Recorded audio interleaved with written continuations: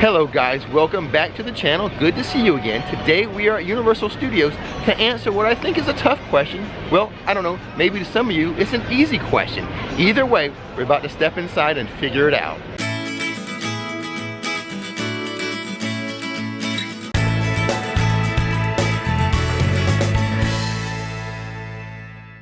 But before we begin, we publish theme park videos on this channel all the time. So hit that subscribe button and that bell notification button so you'll know when another video is ready for you to view. So the question that we're trying to answer today is, does Universal Studios have too many screen-based rides and attractions? And the funny thing is, there are two groups that kind of think so. One group is a group that aren't really Universal fans. They don't come to Universal a lot. They'll say they avoid Universal because there are too many screen-based rides. And then funny enough, the other group are actually super fans. I'm on many social media groups with annual pass holders. And a large percent, I feel like, of annual pass holders are starting to feel like Universal Studios is having too many screen-based rides. So I find it very interesting that two opposing groups kind of on the opposite end of the spectrum are kind of having the same thoughts. So that's why we're coming in here today. We're going to try to figure this out. So now that we're in the gates, let's take a lap around. Hold the phone before we get to the rides. Here's some news. Schwab's Pharmacy is now serving breakfast until 11 a.m. That's new.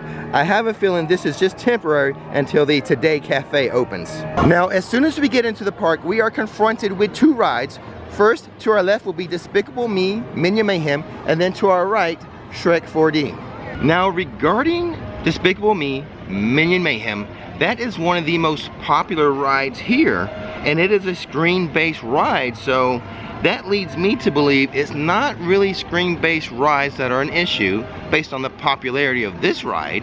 I think maybe the subject matter could be a big part of it. What is the screen-based ride about?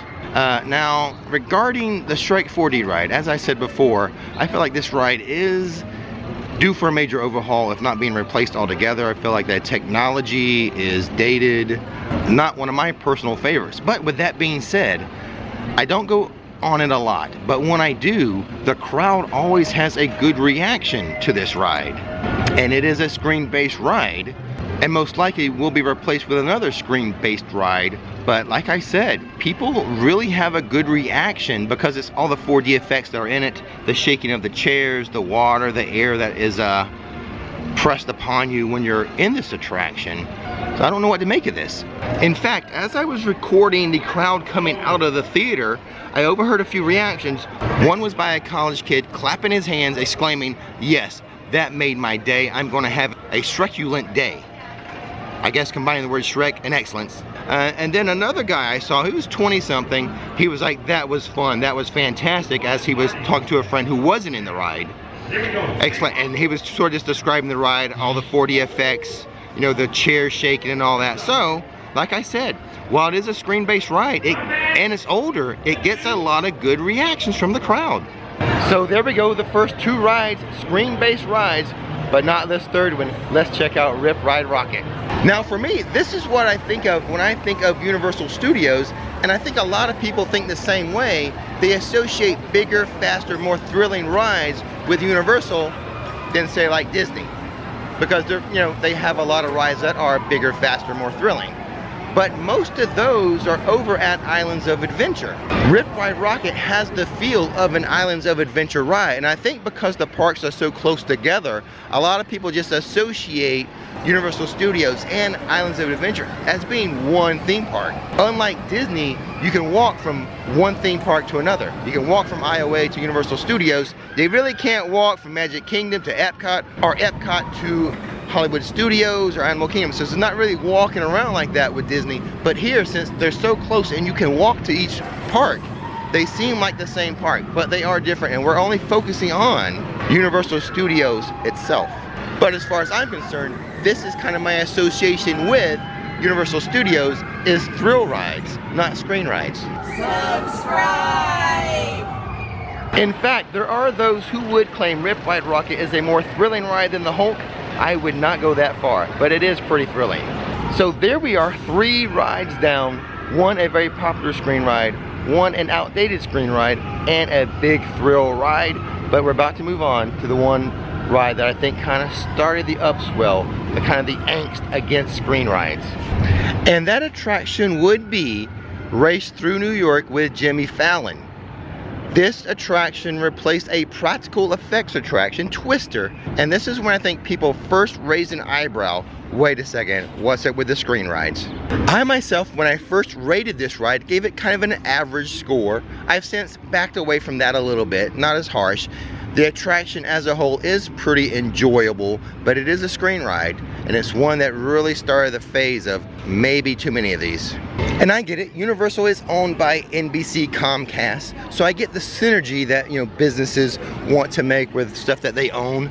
I think though maybe this is one where the idea behind the screen maybe doesn't match like customer or guest demand, in my opinion.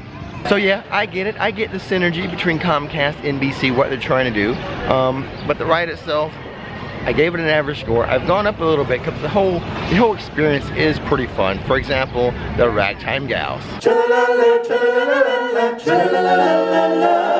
On that flight that you get on, international, first class seat on my lap, girl, riding comfortable, 'cause I know what the girl them need, New York to Haiti, when you talk dirty to me, tra-la-la-la, tra-la-la-la, tra-la-la, tra-la-la-la.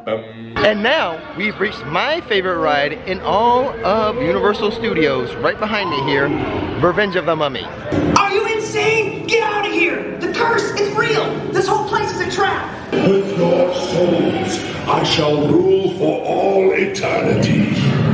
Well, okay guys, we are now 5 rides into this examination.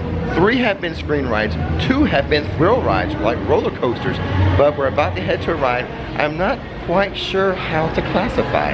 And that ride is going to be Transformers.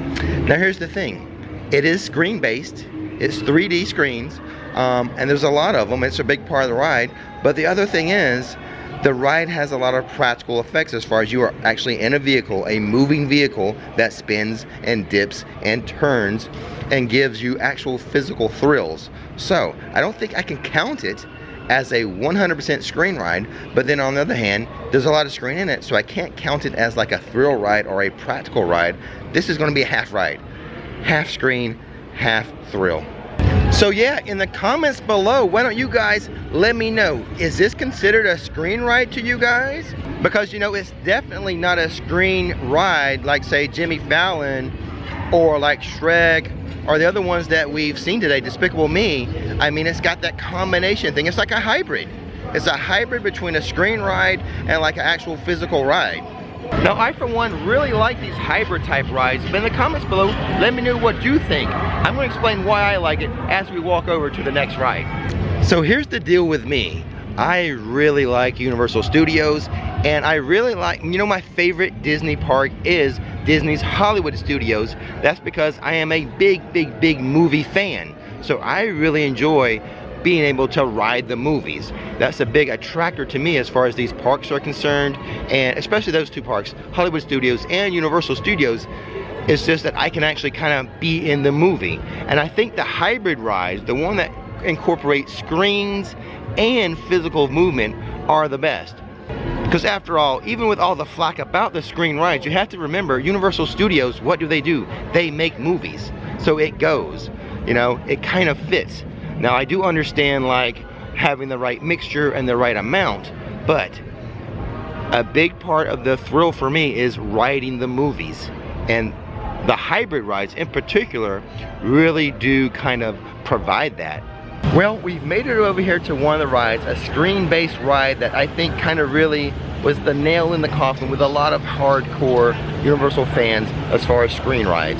Now, I'm not speaking for every fan. I know there's pass holders who like this ride, but I think this is the ride, Fast and the Furious, that really kickstarted the non-screen movement here at Universal Studios. Honestly, I think one of the main issues people had with Fast and the Furious was the length of the ride. It feels very short. The queue is awesome. I mean, all the cars are really awesome. The pre-shows are kind of entertaining as well. But when you get to the actual ride, it is pretty much, it doesn't move a lot. you are in the little bus and like stuff is going by on your screens and it's really short. You know, this is pretty much a carbon copy of what they have over in Universal Hollywood, their back lot tour. So they didn't enhance the actual ride as much as like they did with Kong.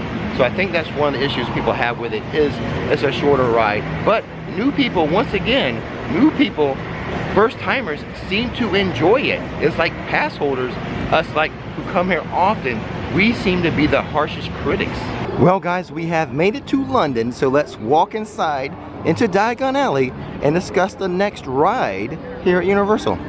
So the ride we are about to examine in here, Escape from Gringotts, part coaster, part screen ride. So I'm not going to count this as a full screen ride. Once again, this is going to get that half-point deal. Half of it is a screen ride. The other half is actually a roller coaster. You have a pretty good drop. The first drop, it points you down at like a 45-degree angle and drops you. You lose your stomach, so that's good. They have a section in here where your cart spins. And then they also, at the very end, there's a little launch. Now, it's not a fast launch like the Hulk, but it's a launch nonetheless. So scoring this as half a screen ride and half a roller coaster. But once again, these hybrid type rides, these are the wave of the future, and I really enjoy them. Let me know in the comments below what you think of these hybrid type rides.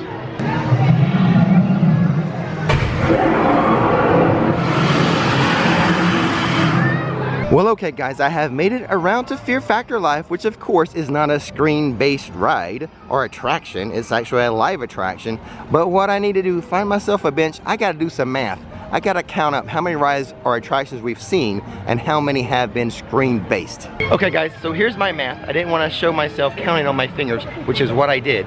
By my count, we have visited 8 attractions so far, and 4 of them, half of them have been screen-based. Now that is using my half-point system. It was a half a point for Transformers and a half a point for Gringotts. So by using that system, right now half the rides have been screen-based. Okay, so I am now going to make my way over to Men in Black, and I've actually did a video on this on Best Tips. Go ahead and check that out. If you're interested, you're going to visit, you want to try to get a decent score on that ride. But Men in Black is a shooter ride, but this one here, totally practical, totally a lot of fun. So with that, including MIB, now makes 9 attractions, and I'm counting 4 of those as being screen-based. 4 out of 9 so far. So next up we have the Simpsons Ride, which of course this is 100% a screen-based ride. No half points or anything for this, 100% screen-based, but it does have a very strong following. It has its fan base.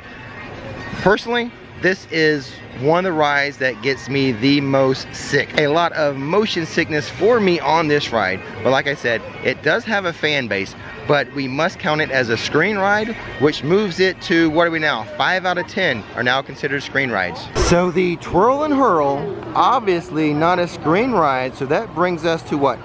Considering 5 out of 11 rides so far are screen rides. So it is very interesting being here in Springfield now that Disney owns the Simpsons because they own Fox. But it should be noted, Universal's agreement to have the Simpsons here is with its creator, not like Fox. So that's why I don't think there's going to be an issue having the Simpsons remain here at Universal. The Animal Actor Show, obviously not a screen ride. I've only seen this once and I didn't even film it. Maybe I should actually film this for you guys once. And so what does that bring our count to? 5 out of 12? 5 out of 12 considered screen rides. I'm going to recheck my math at the end. E.T.'s Adventure, not a screen ride, a practical ride. An original ride here. I hope it never goes away. But so obviously we are going to change the count to 5 out of 13 rides have been screen-based so far.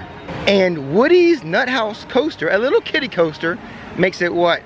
5 out of 14? 5 out of 14 rides are screen-based rides, in my opinion, by my estimation so far. So FYI, there are a couple kid play areas like the Curious George play area and this other play area over here in the kids zone that I am not counting as an attraction. However, I think I need to count Barney's as an attraction. They have a show times listed, so we're going to count that as an attraction. So we're going to make the score 5 out of 15 are screen-based attractions here at Universal. So as we make our way through Battery Park, making our way into Hollywood. You know, I'm a bit surprised. By my count, the way I'm figuring it, 5 out of 15 doesn't seem like a lot. And I know I use that half-point system on those. That's just me. That's the way I feel about those rides. They're not truly screen rides. They're hybrids, so I'm not giving them a full point for being a screen ride. 5 out of 15 doesn't seem too bad for me. And I'm a bit surprised. I came in with a little bit of a preconceived notion that they had too many screen-based rides. Or I should say attractions rather than rides. I came in with the notion they had too many screen-based attractions. Well, here's an attraction, the horror makeup show. Let's pop in for a second. So that changes our score to what? 5 out of 16 I would consider screen-based rides. But let's just take a look around the horror show lobby for a moment. We got stuff from The Mummy. We've got stuff from Frankenstein. We've got space alien stuff. We've got raptors. We've got some things from Halloween Horror Nights here as well. Classic horror movies. Like I said, a pretty good look around, even if you don't stick around and see the comedy show inside. The horror makeup show, obviously not a screen-based attraction, a live show, and very fun. You should check it out. Even if you don't check out the show, the comedy show, check out the lobby. A lot of cool stuff like this raptor. And while it's not completed yet, we are pretty confident this attraction here that's going to replace the T2 attraction is going to be the Bourne Identity stunt show. So once again, not screen related. We're pretty sure that it's going to be a stunt show. So with that, we move our count to 5 out of 17 attractions screen based. Not too bad. Well, there you go, guys. I'm out of the park now. I think I hit up like all the major attractions, and by my unscientific approach, we're looking at between 30 and 33% of Universal rides being screen-based rides. And quite honestly, I'm a little surprised it's that low. Especially considering the fact that this is a theme park based on movies. So I think the reputation that they're getting as far as, oh, there's too many screen rides, I kind of think I proved that's a little off base. And with that being said, even though they are working on 2 roller coasters, just like that one, over at Islands of Adventure, I feel like the next attraction that goes in here, besides the stunt show, should still probably not be a screen-based ride. I feel like if they put another screen-based ride into Universal Studios too soon, that again, there's going to be kind of a backlash, that feeling of there's too many screen rides. And with all that being said, don't miss the magic, don't miss the fun. Thanks for watching Rick's Flicks, and now it's time to relax. Okay guys, before we get to the coffee donations, I would like to say thank you to Jose for joining our Patreon page and becoming a patron. Thank you so much, Jose. And now let's say thank you to those viewers who have visited our coffee page and donated to us by buying us a cup of coffee or butterbeer recently. First up, we have Gabby. Thank you so much, Gabby. Next up, we have a couple, Chris and Serena. Thank you so much, guys. And now we have another couple, One Dizzy Penguin, bought us a butterbeer. Thank you, Chris and Stacy. Next up, a big shout out and a coconut smile to Jean. Thank you so much, Jean. Here's a coconut smile to Monica. Monica Connor, thank you so much. And lastly, I would like to recognize the person who spotted a hidden Ricky in one of the videos, and that would be Owen Bailey.